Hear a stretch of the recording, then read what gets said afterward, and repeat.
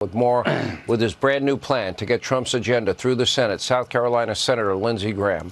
All right. So for the president to get his economic plan in place, putting the tariff issue completely aside, and that would be making the tax cuts permanent, no tax on tips, no tax on Social Security, no tax on overtime, to get more money for the border and border security and to deport people, to get more money and get our energy sector up and running at the level we need. Historically, that would take reconciliation. And usually you would need 60 votes to get that passed. However, the Democrats have set a precedent not once, not twice, not 3 times, but 4 times. And that is the chairman of the Budget Committee, which happens to be you. You don't need permission from the Senate parliamentarian, and you will bypass the process. It sounds complicated. It's not.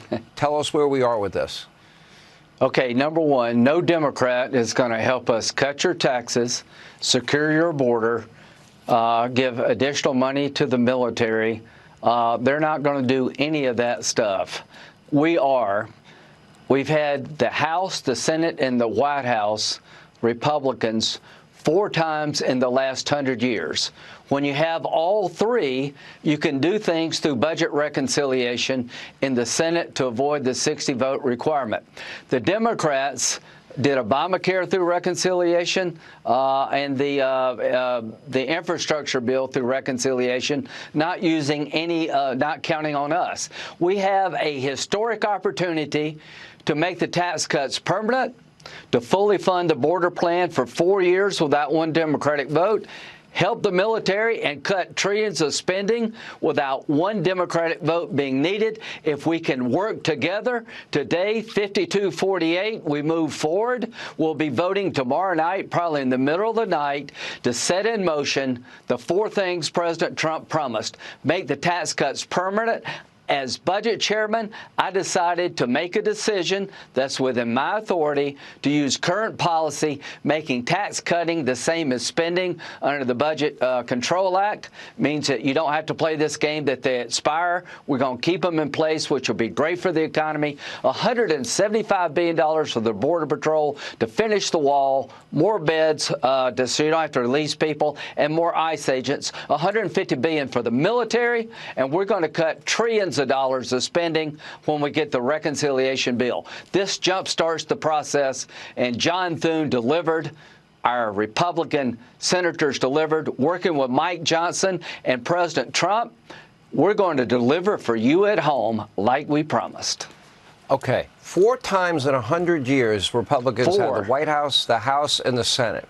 So this is a rare moment of a window of opportunity to make these tax cuts permanent.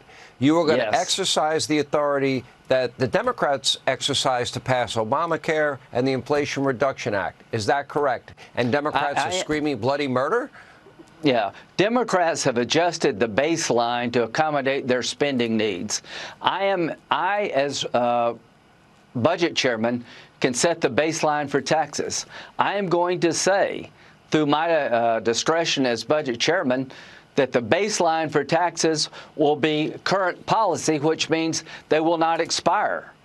They never add to the deficit, by the way. When you cut taxes, you always get more revenue. You just spend more money. So I'm going to do something that I have the authority to do that should have been done a long time ago. I'm going to make the Trump tax cuts permanent. That's a big friggin' deal. We're going to give $175 billion to the Border Patrol to do what Trump promised without needing 1 Democratic vote. We're going to help the military, and we're going to cut spending. And all that will start in about 2 weeks if we pass the bill tomorrow night. All right. When you say in the middle of the night, what do you really mean? Literally in the middle of the night? I mean, yeah. We're going to work our ass off. Failure is not an option.